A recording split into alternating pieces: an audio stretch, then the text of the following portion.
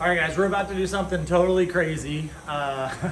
You know, a lot of times in my class, I like to talk about what the job of the throttle plate is. Everybody says, well, it makes the car go faster, it makes the engine make more power. Well, the reality is the job of the throttle plate is to limit the engine power. Think about how easy or hard it might be for you to parallel park if you just held the throttle to the floor and turned the key on and moved and then off and then on. It'd be a real pain.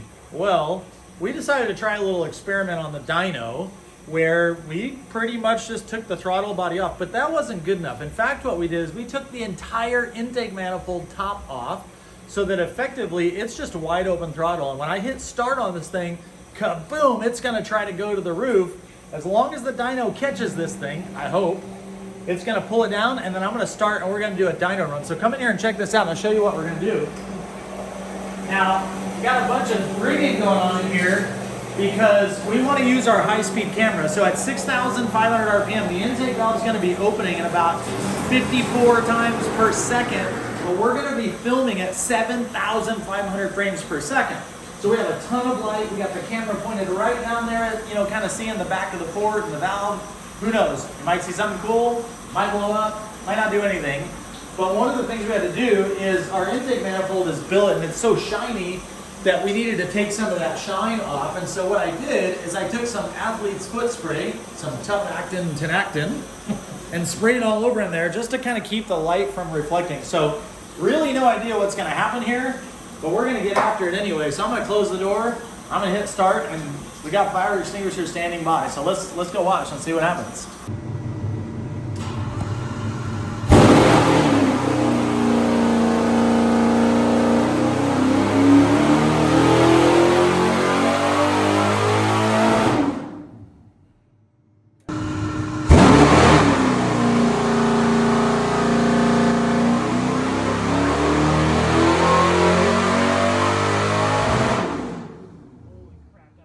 Well, guys, we actually did it. We ran a 7.3 Godzilla Ford engine with no intake manifold top on it. Sometimes I have to do a project and then process it and think about it for a while. So I'm over here at the shop today. It's a little bit quiet and I could just think about what we actually accomplished the other day. We had this crazy idea.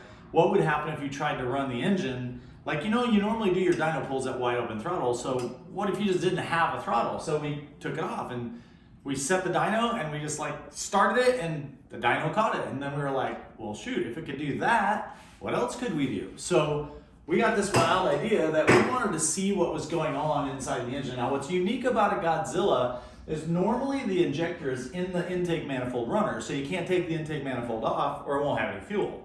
But a Godzilla actually puts the fuel injector bung in the cylinder head.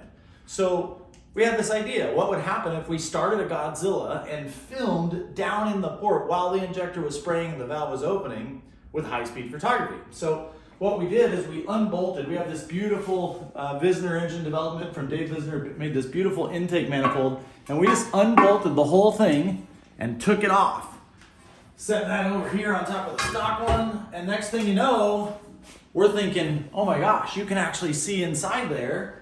So we set up this high-speed camera, which I'll show you in a second, and we filmed it. What we did was, you gotta think at 6,500 RPM, the intake valve is opening and closing 54 times a second.